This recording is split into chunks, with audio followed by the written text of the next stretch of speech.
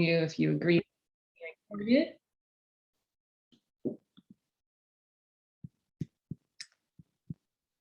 And I have several people with me this evening who are going to have a role in sharing information with you. Lauren Rodriguez is here, Peter Dart is here, and Jay O'Keefe also from Parks and Rec.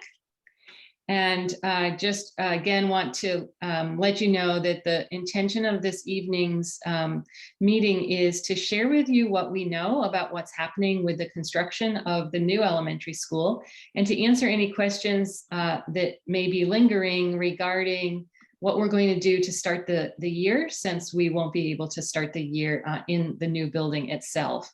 I think you know that this is an incredibly challenging time for any construction anywhere. I suspect not just in our country, but around the world at this point. The supply chain issues and the, although they've not hit us too hard, but issues with availability of workers as well have really, those issues are just complicating work everywhere. What we've experienced is really related to supply chain issues. I think you know that some major components of the building have been significantly delayed. Most recently, we learned that the primary heating and cooling system, the engine that essentially runs the building, is delayed a substantial amount of time. I believe it was 10 weeks. The other thing that's complicating all of this is that it's very, very hard for construction teams to manage these delays because they learn about them very late. So in our experience with this project, what's happening is that there are delivery dates that are even often confirmed, and the delivery date comes and the delivery is not received. And it's only when the construction company reaches back out to the supplier that they're told that there's been a delay. So when we don't even know what the delays are going to be, it's incredibly difficult to plan accordingly. Earlier on in the project, they were able to make adjustments as delays were occurring by working on other elements of the project while waiting for something. But when there's a major element like the heating and cooling system, there's only so much they can do to, certainly they can't make up that time. So it has been interesting to say the least. You should know that there's constant communication with the construction company. So along with having an architectural firm that is on the site multiple times a week, we also have engaged an owner's representative, a group by the name of Colliers International. They also are there multiple times a week. And together, the architects, the owner's rep, the construction company, and members of the school system, as well as the school building committee, meet every 2 weeks for anywhere from 2 to 3 hours to get a detailed update on what's happening with the construction. In between those meetings, the school building committee meets and receives other updates. And then there are also just regular communications that we're having all of the time with our owner's rep. So there is a lot of communication. Unfortunately, this is not a communication issue. As I mentioned, this is really an issue of procuring materials. So this evening, we're going to share with you some of the details of what we've been calling our Plan B. We anticipated right from the start that we could run into problems, and we started thinking very early about what would we do if the building couldn't open on time. And so this is not a plan that's been put together hastily. It's a plan that we hope looked at from multiple views and have tried to identify all of the elements that we need to think about. There's certainly more work to be done on it, but we know enough to be able to share some details with you. And then we're going to open things up for questions. And given the size of the group, we are up to almost 50 participants. I might encourage you to start putting your questions in the chat. And because I'm not going to be doing much talking from this point forward, Lauren and Peter, I'll certainly monitor the chat, and I can jump in when I see questions that I think you can respond to. So with that, I'd like to turn things over to Superintendent-elect Peter Dart, who certainly has been involved with this project for a long time and with the planning for Plan B right from the beginning. Peter? Yeah, thank you, Kelly, and thank you, families, for zooming in tonight. We are super excited, and I'm just thrilled to also introduce Lauren, who has carried the vision through a lot of different levels of work. And so what we are excited to talk about is the opening of Mansfield Elementary School. Maybe not in the new building right away, but the consolidation of 3 elementary programs coming into one building. And Lauren has done a lot of work around building a sense of community, a sense of purpose, and finding those ways to already engage families, students, and staff. So I'm going to turn it over to Lauren to talk about the details of Plan B and who's going to be at what site location and some times with you. Good evening, everyone. I'm so pleased to see everyone tonight, and welcome to our new building community. It's fantastic to have 50 people on our call, and I know that those that couldn't join us tonight will be able to participate. We invite you to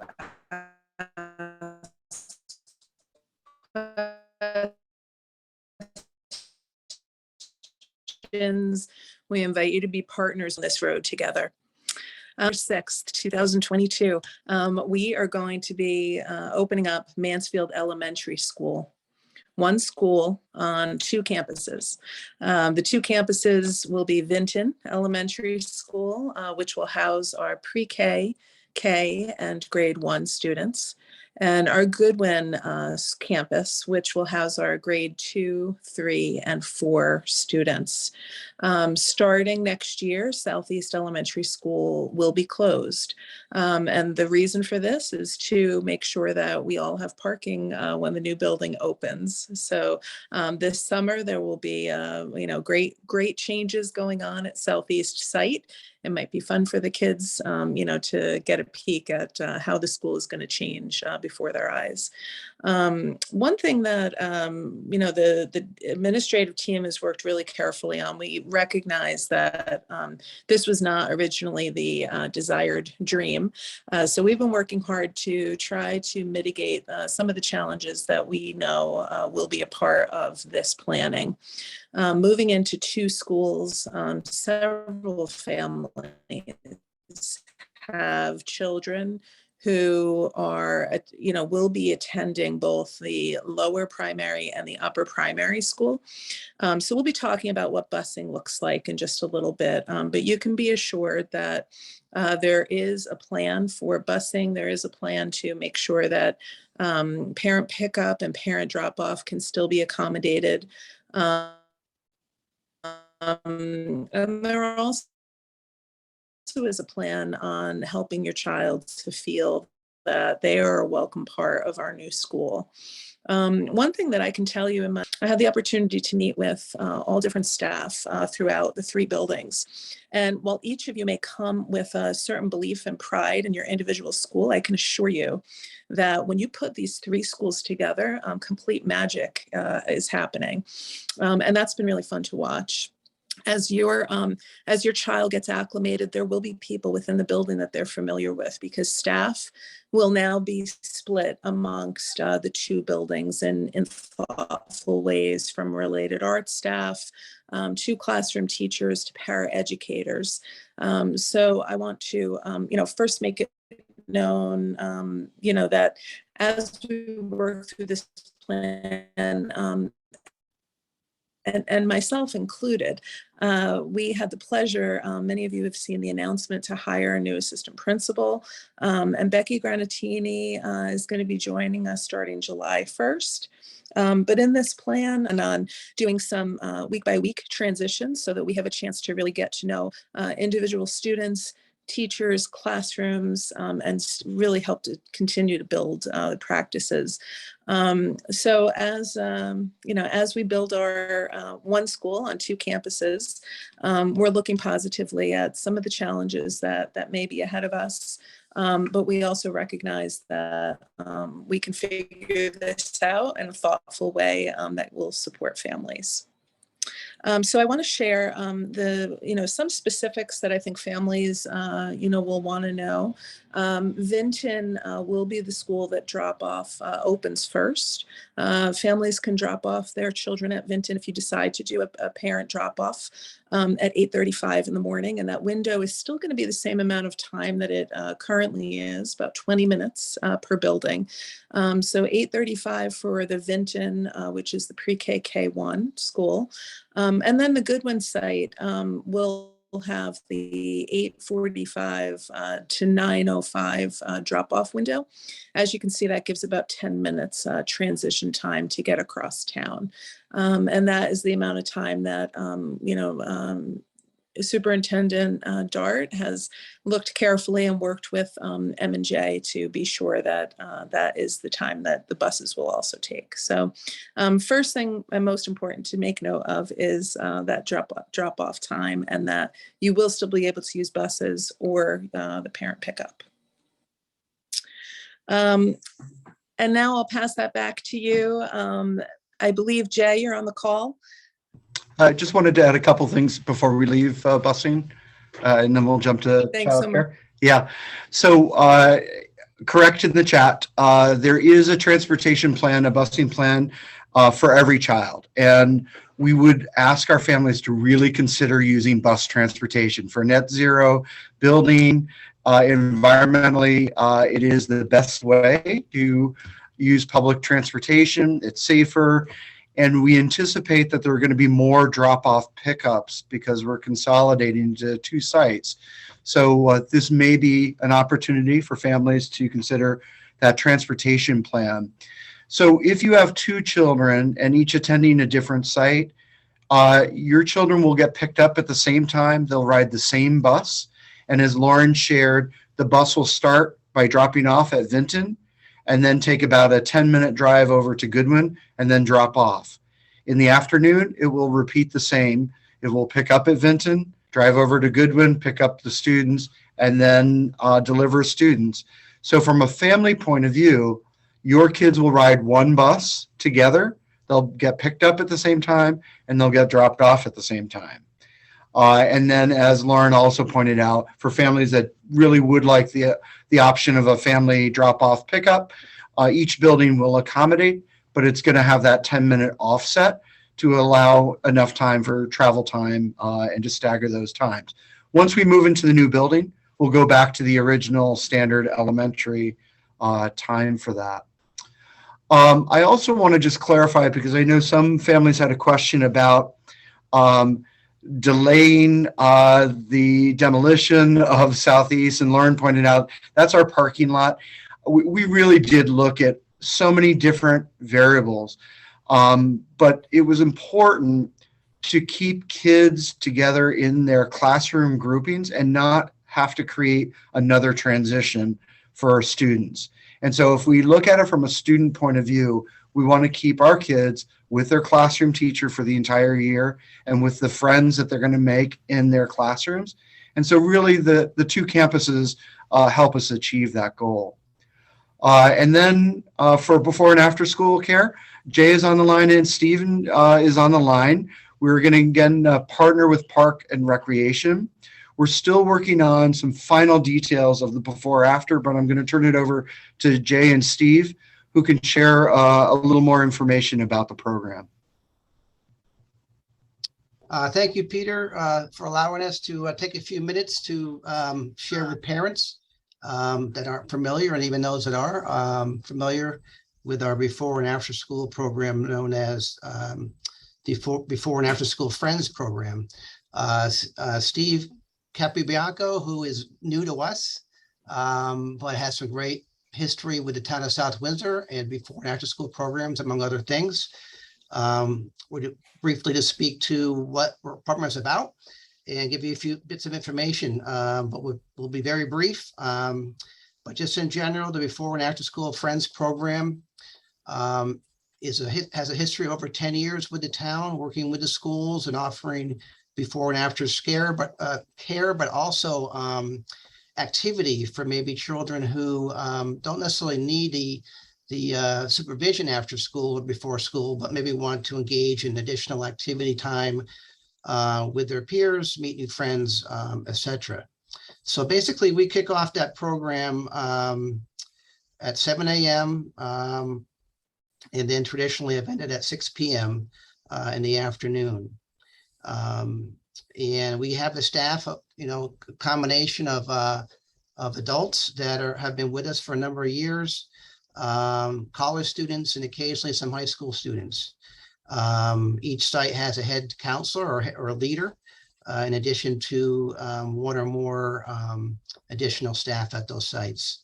So that's my brief intro. I want to give Stephen a chance to talk about a few more details, and then we'll wrap things up. Thank you, Jay.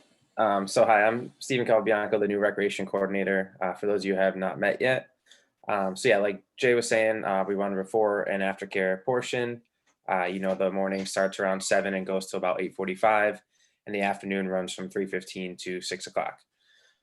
We do offer registration to a level of being able to register for Monday through Friday for a month, for the whole month, or registering for if some families want to do Monday, Tuesday, and Thursday, or Tuesday, Wednesday, Friday, or anything like that. We do offer that, as well as offering a drop-in rate for those situations that might come up last minute where you do need care. We can always accommodate for that as well. The morning portion, if you do register per day, it runs at about $11.88 per day.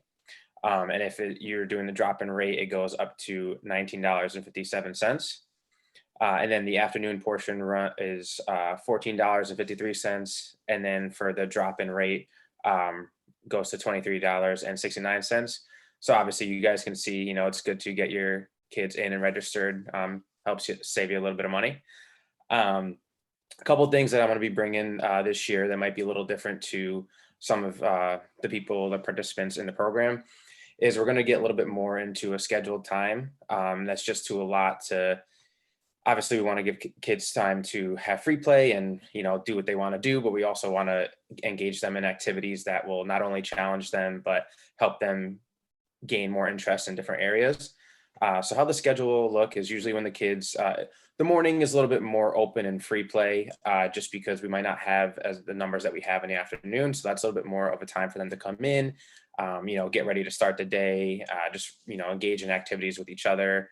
But for the afternoon, it'll usually start with, they'll come in and we'll have a snack time. And what I'm looking to do is give a little bit of a portion of a time to not only do snack, but have some time for homework or for doing something productive, whether it's drawing for the younger kids or something like that. And then we'll move into group activities, and that can be, an activity outside together. It can be an activity in the gym, depending on the weather, but some sort of structured activity. And then obviously, like towards the end of the day, as kids are starting to leave, that's when we'll offer some more of that free choice time for them to be able to play and interact with each other and be creative. One thing I'm also going to bring is we're going to be doing more themes. And it's just to get the interest of the program and get the kids a little bit more excited. So whether that's monthly themes, weekly themes, or just once a week doing something simple of around Halloween time, doing a Halloween day and making activities themed around them, rather it's making it more special, per day for the kids. So that's a simple one. We'll get into more complicated ones that are more creative ones as we can come up with these ideas. One thing I did want to mention is that on scheduled half days, in regards to the morning and afternoon portion, on scheduled half days, we do run the program from 12:45 to 6. But on unscheduled half days, when there's an early dismissal, we do not run the program. So that's pretty much all I got for you guys right now. I just want to end by saying that I'm really excited to get started. Like Jay said, I've been in South Windsor for over 11 years now, and I've kind of been around the before and after school program over there. So I'm looking to bring some of my experiences and fun ideas over to Mansfield. So if you are interested in the program, you can register online on our website, or you can also come into the community center and you can register there as well. Thank you. I'll just Thanks, very Steve. quickly add that more information will be coming out over this through the month of late June and then over the course of the summer. And of course, at our website, mansfieldcc.com. So Yeah. one thing I wanted to also mention, Jay and Stephen, you all don't even know this. We had another conversation with M&J, our bus provider, last week. We know there are some families for whom it's going to be very challenging if they have to drop children at 2 sites for childcare or pick up children at 2 sites for childcare. So M&J is looking at busing to see if there's a way to do a 1-site childcare. And again, before you go out with your more information, we should have some answers to that to help as well. I think for on our end, for planning the transportation side, it would be very helpful to know how much use childcare, how many clients you're going to have, I guess, and what the needs of those clients are. Is there a way for parents to contact you even informally, Jay, so that maybe they don't have to wait until more information comes out with registration forms? Absolutely. They can contact Stephen or myself at our Parks and Recreation, email or phones. In addition to that, I was going to mention that, stopping by the community center as well, of course. So we certainly will be coordinating with the schools on terms of sites and transportation and understanding what that looks like. But certainly people should feel welcome to reach out to us anytime between now and anytime you see additional information come out. Yeah. Thank you, Jay. And thanks, Steve. Welcome to the district, and exciting to have you on board. And families, we do know that we want to best support. We want a on-site program, and how to best do that in 2 different buildings and mitigate the challenges of 2 different locations, especially if you have a child in each school. We're looking into all of those pieces, and we'll be able to share more. Kelly, to your point, it would be really helpful to have our families weigh in and let us know. And so maybe even a quick survey is something we should do just to get a sense of that. That was it. I failed to mention. Yes, I'm sorry, Peter. We definitely have a survey that Stephen's been working on. We'll be floating that to you shortly. So that is in the works. Perfect, Yeah. Jay. Thanks. So I want to pivot to talking about the move into the new building. And I often say, and I repeat, the wait will be worth it. We know kids, and we know that the pandemic has taught us that our kids are actually far more resilient than we are as adults. So there's no doubt that the opening of school will be an exciting event and be very appropriate for kids. But the eye is on the prize in terms of when do we get to move into the new building. And we know that probably is going to be mid to late autumn or fall. We're not ready to share a date because we don't want to change that date. And so, as Kelly shared in the beginning of this meeting, there are a lot of details that we are going through before we can settle on a 100% for sure move-in date. But when that date comes, we will share ahead of time.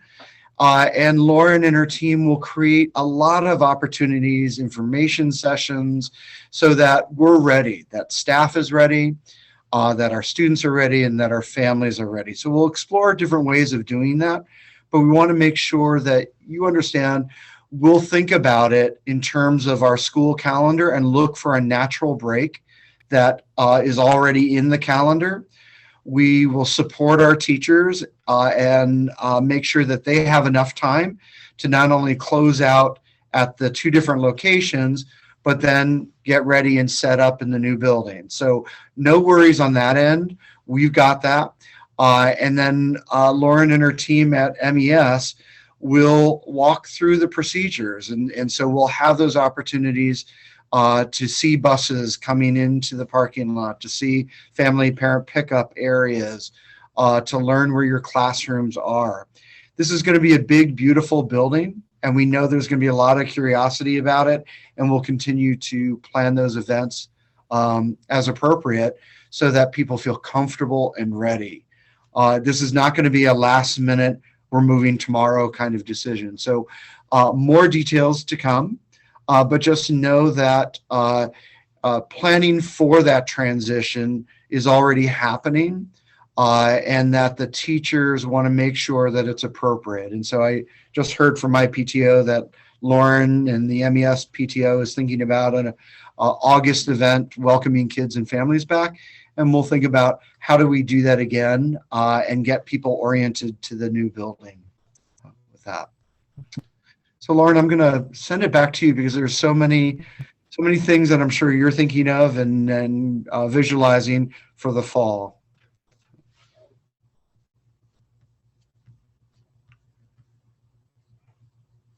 Oh, are you there?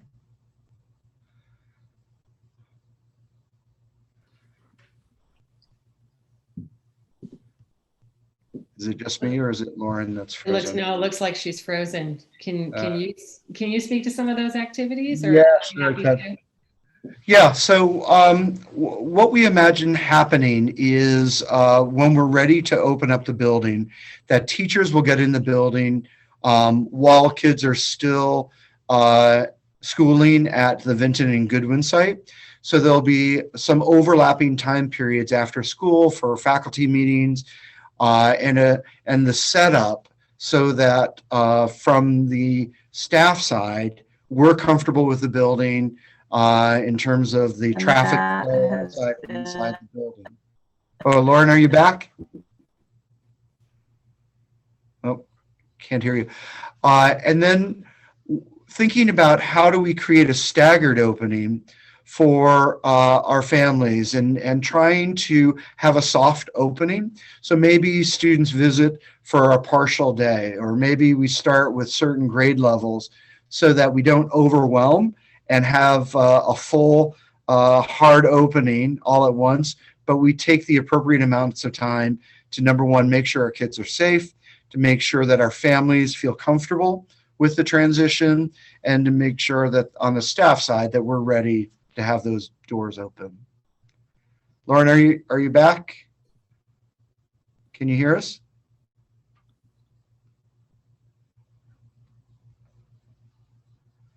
All right, I guess not. When Lauren, maybe we'll try to dial in. Are there any questions in the chat, Kelly, that we can? Yes, there's a question actually about the Playscape, and it's a great question. The person asking the question must remember that we talked about transferring the Playscape from Vinton to the new school. And just last week, we got the timeline on that. It looks like that needs to be done at the latest in mid-September. We actually thought that it would not be very nice for young children to one day be playing on their Playscape and the next day see workers removing it. So we've actually suggested that they remove it prior to the start of school. However, there will be some play equipment that will remain at Vinton. Not all of it is going. In addition, we are exploring whether or not the current Southeast Playscape can be reused, and if it's even financially reasonable to think about moving that. So I know that in talking with Mike Seal, and I know he's on the line here somewhere, that there also is a lot of other play materials that are available at Vinton School. So he felt that with the equipment that was remaining and with other materials that were available, that there'd be plenty for children to do on the playground.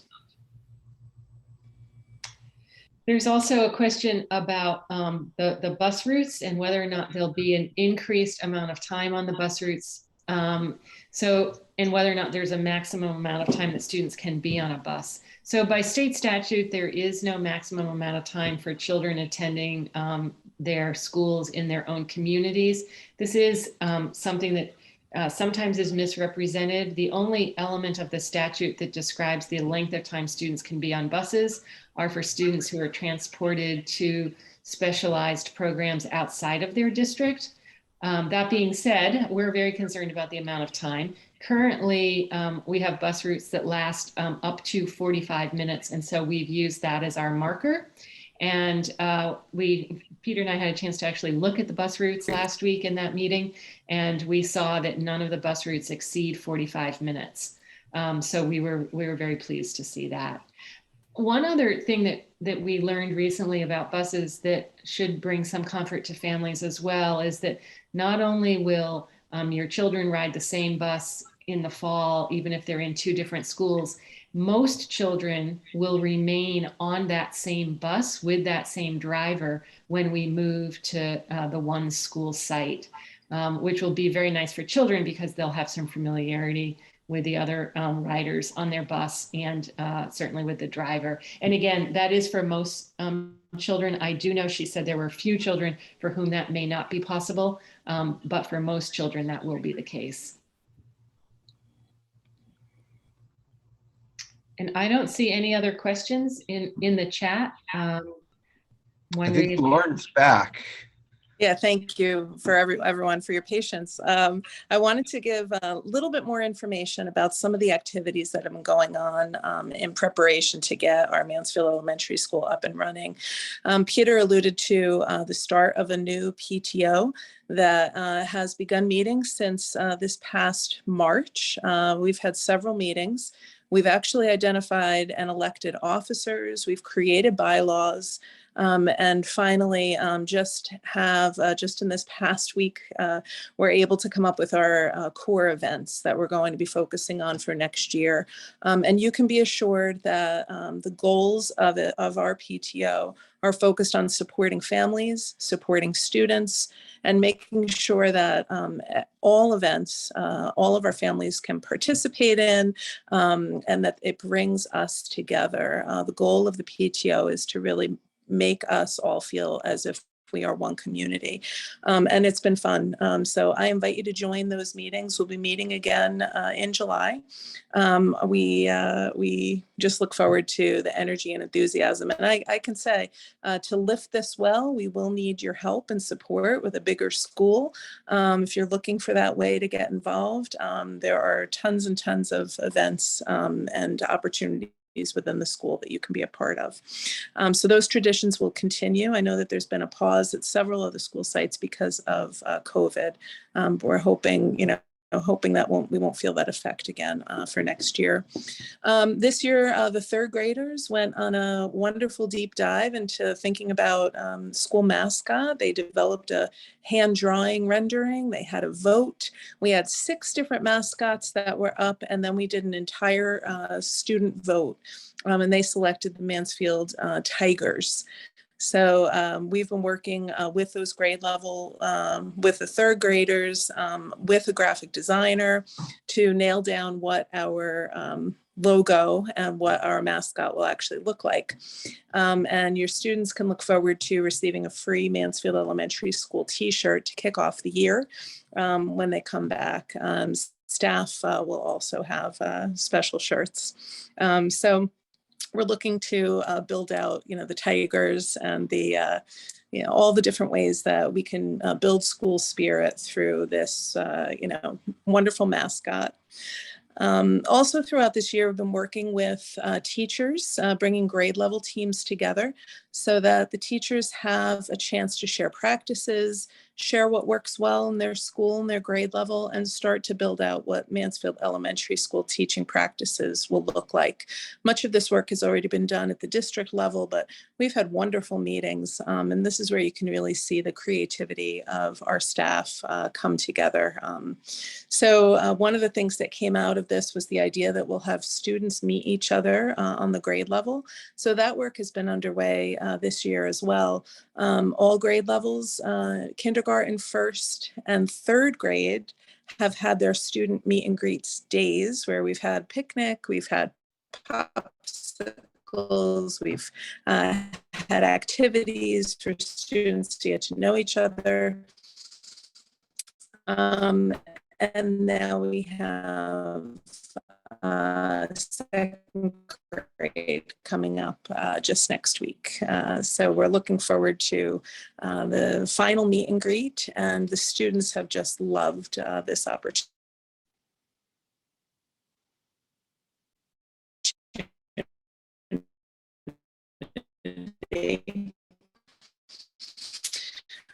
I've had the chance to get to know so many new students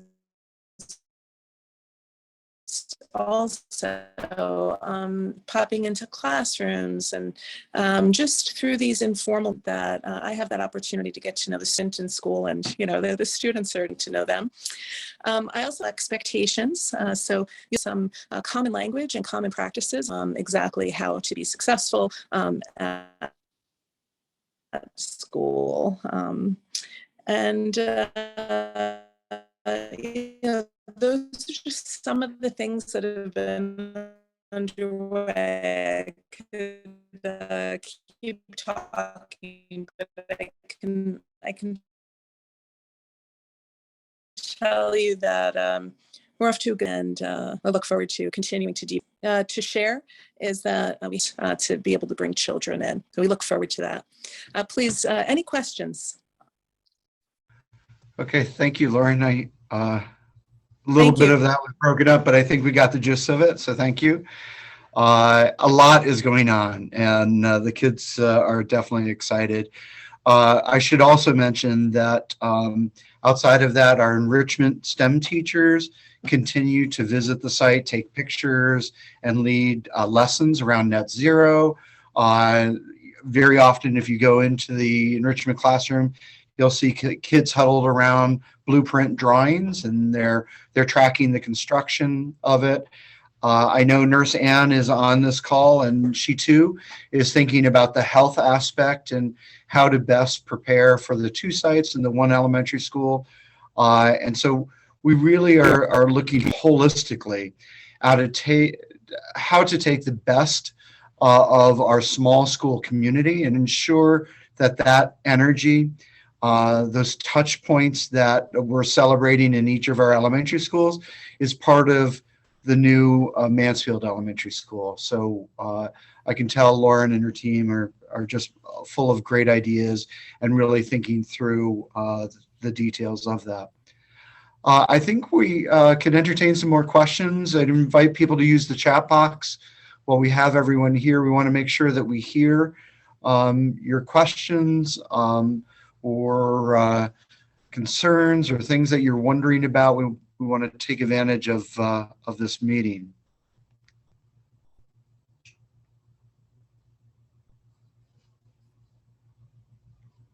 Give you an appropriate wait time, just making sure.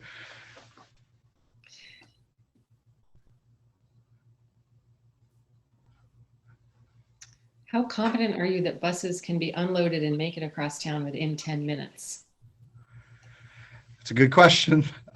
So we talked a lot about that, and we know that the first couple of weeks of school, there will be delays, right? So we're learning new traffic patterns, new procedures that will focus on being very efficient. So one of the things we want to make sure that we're doing is we're unloading and loading as buses arrive. So we're not waiting for a bunch of buses before we start moving kids.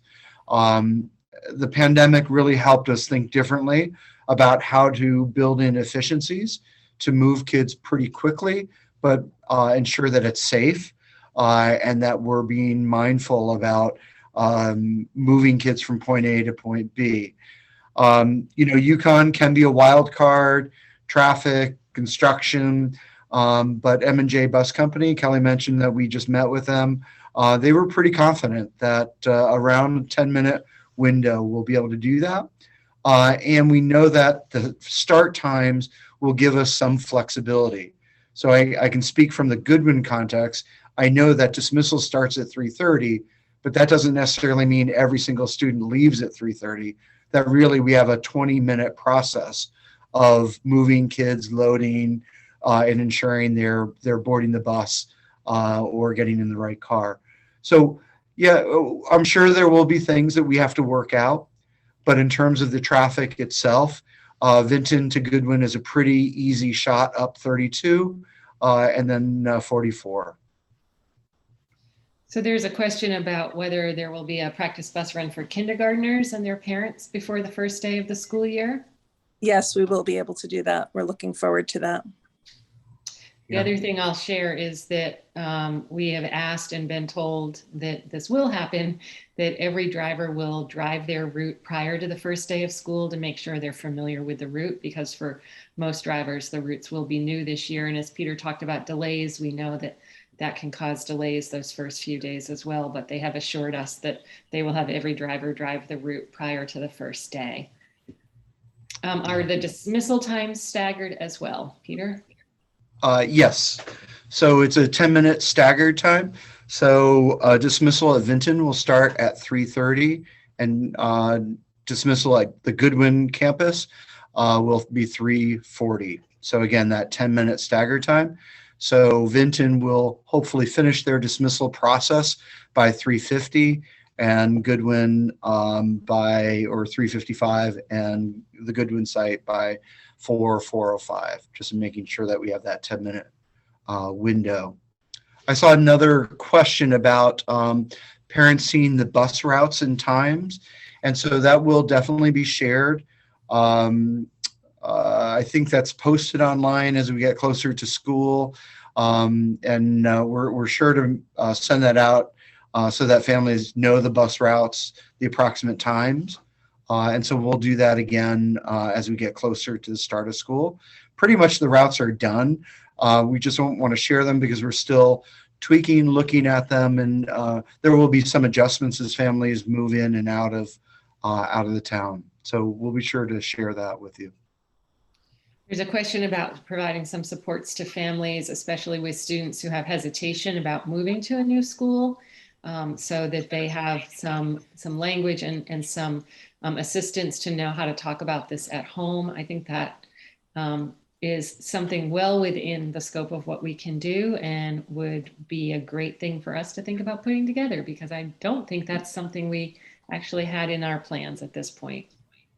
I can speak to the school psychologist has started thinking about students who we know experience some anxiety, and they have started planning that out and talking about it. So please reach out to me at any time, or to Alyssa Mahoney or Barbara Yeager, going to be the two school psychologists, so we can support a student and when they return to school. Do we anticipate a longer vacation time to allow teachers to move classrooms before the new school opens? So one thing I will mention, and then Peter, you can take over the second move, but you'll notice on the school calendar for next year that even before we knew about this delay, we had moved the opening of school to the Tuesday after Labor Day, which is something we did 2 years ago when we reopened after the pandemic, but it's not our norm. The reason we did that at the time was to provide enough time for staff to transition and ensure the building was complete. We believe we need to continue to keep that date, because with the two schools, there's also a lot of moving that's happening this summer, and more orientation time needed for teachers. You've heard Lauren talk a lot about the orientation that's been done this year, but we want to make sure that teachers are really ready for students on that first day. So it's not just a matter of the physical move, but it's also getting to know their students and understanding gathering as much information and creating as much understanding as possible about every student before the school year opens. And so all of that work takes a little extra time. So we will maintain the calendar that was adopted in February, and the first day of school is, I believe it's September 6th, which is the Tuesday after Labor Day. And then Peter, do you want to talk about the plan for when the building is ready? Sure. So without knowing the date, we can only guess, but let's say it's somewhere in November. We would look at the calendar and make sure that the certificate of occupancy has been issued, that we're allowed to open the building. And then we'll look for what we call a natural break in our calendar, or an opportunity to create a natural break. So for example, in November, there's election day, there's the family conferences and Thanksgiving break.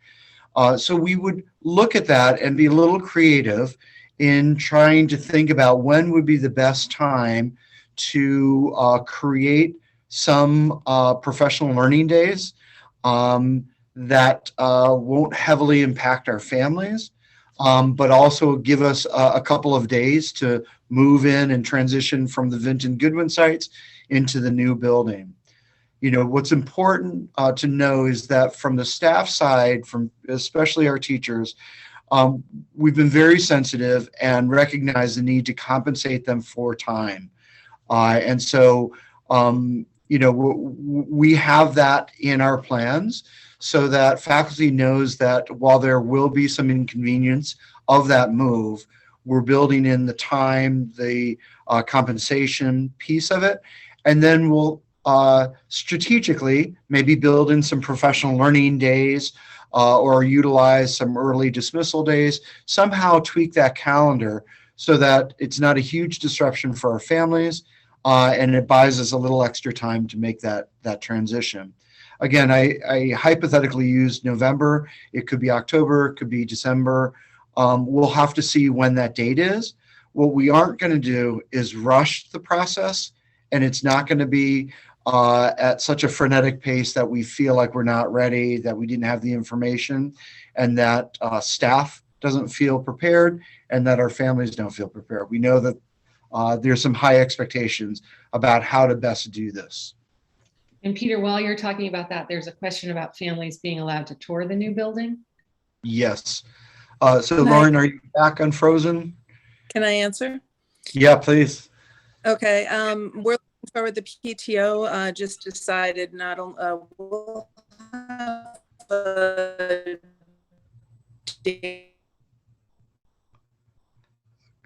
Lauren, you're breaking up again. I'm sorry. I think we caught something about the PTOs have decided. I'll mute her. Do you want to take it? Yeah. So,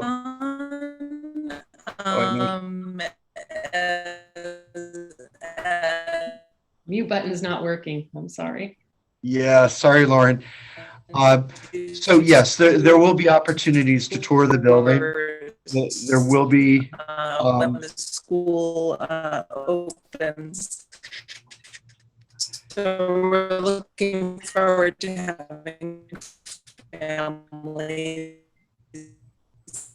and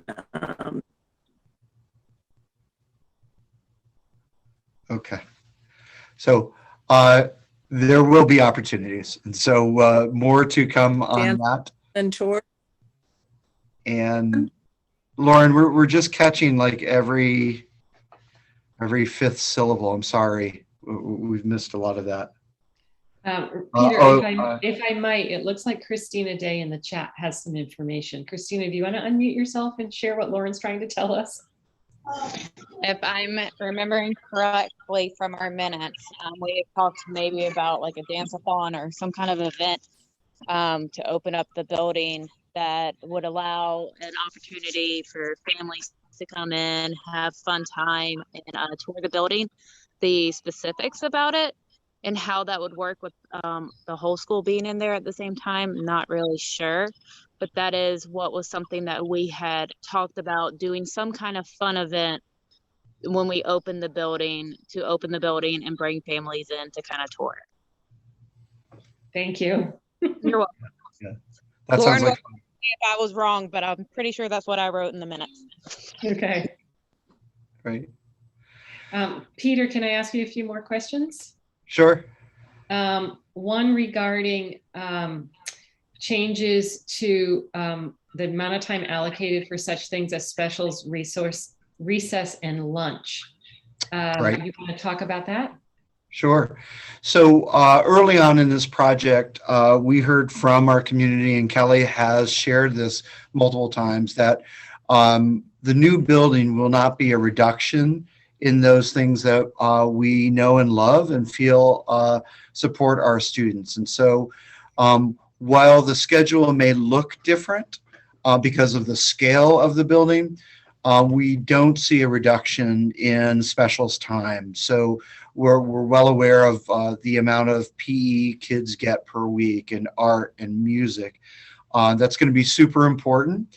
How we schedule that will be a bit of a challenge, and we want to make sure that Our schedules that start the year are similar to those that follow us into the new middle school. And so I know Lauren has started working on that, started sharing details with staff, and we're looking at what's the best way to do that to ensure that we're providing the half-hour lunch, the half-hour unstructured recess playtime, and then the continued related arts schedule, the electives that kids enjoy.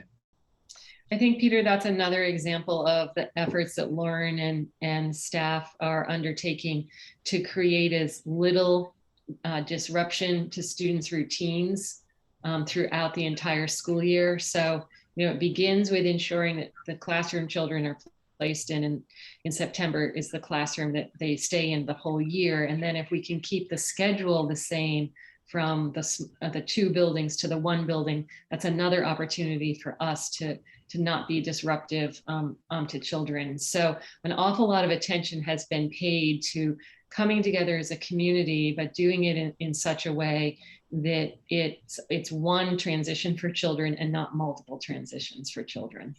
Yeah, great point. The one other question is about keeping families up to date about the schedule. Meaning the opening schedule, the opening of the new school schedule. Oh, yeah. Yeah. Priority number 1. So as soon as we know it and we feel that it's reliable information, we're definitely going to share that with our families.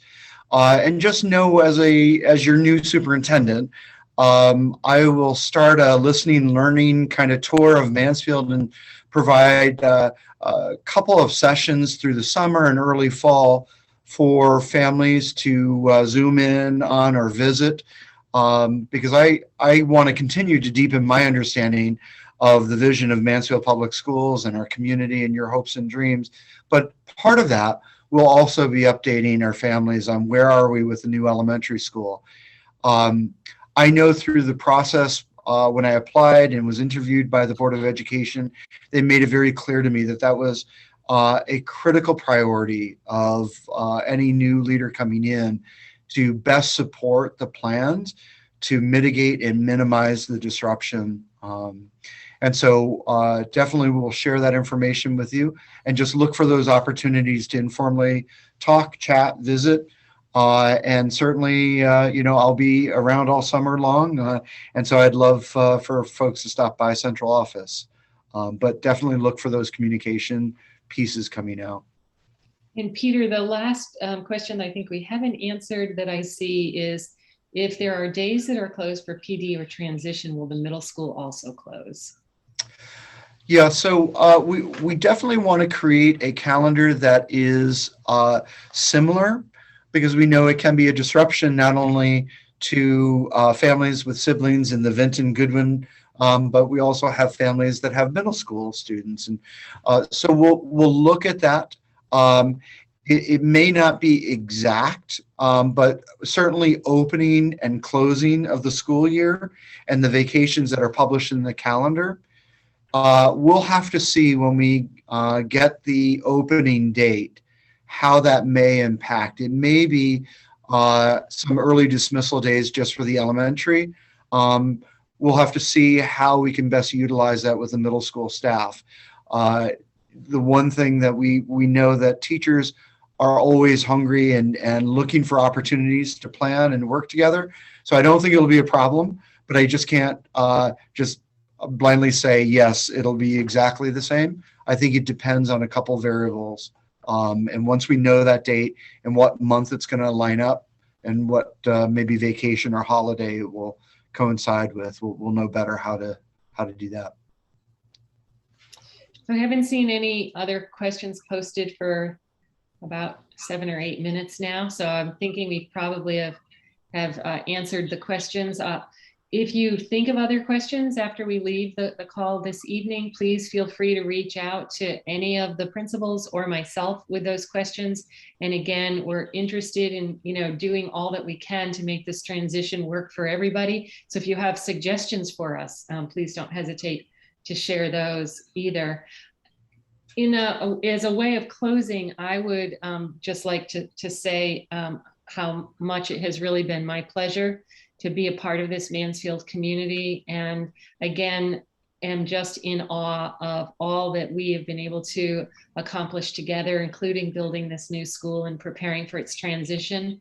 I am leaving you all in amazingly good hands with a leadership team of Peter Dart and Lauren Rodriguez and Mike Seal, as well as our administrators at the middle school. It's a team that I have complete faith in, and I know that they will do everything to help us reach those ideals that we've established for this school, to come together as one community and for children to have an even richer learning experience, encompassing all that they're used to now and even more. And the last thing I want to mention is that in yet another meeting that we had today, looking at the schedule for the building and what needs to happen in order for it to be absolutely complete for us to move in, somebody made the comment that they could appreciate that we were anxious to have a date for the new school so that we could get staff in and settled. And my response was that our staff is an amazing bunch, and they will teach from any classroom that we give them. I'm more concerned about the families and the students and the disruption that this causes in your lives, and will continue in my final weeks here to express that to everyone involved in the construction process, that this is a building that we are building for our community, and that I will ask everybody to keep the needs of the entire community in mind as we go through these final stages in the process. So I thank you for joining us this evening. Peter, I hope you don't mind that I got the last word, but that's kind of how I am. So well deserved. And again, just tons of gratitude, Kelly, for your leadership. This is an exciting project, and though these bumps challenge our thinking and our plans, it really will be an amazing building that supports the kind of instruction we want to see and supports our ideals of environmentalism and sustainability. So kudos to you, Kelly, for helping us do that. So thank you, families, for joining in, and look forward to hearing from you and seeing you in the future. So have a good night. Good night, everybody. Thank you, everyone. Good night.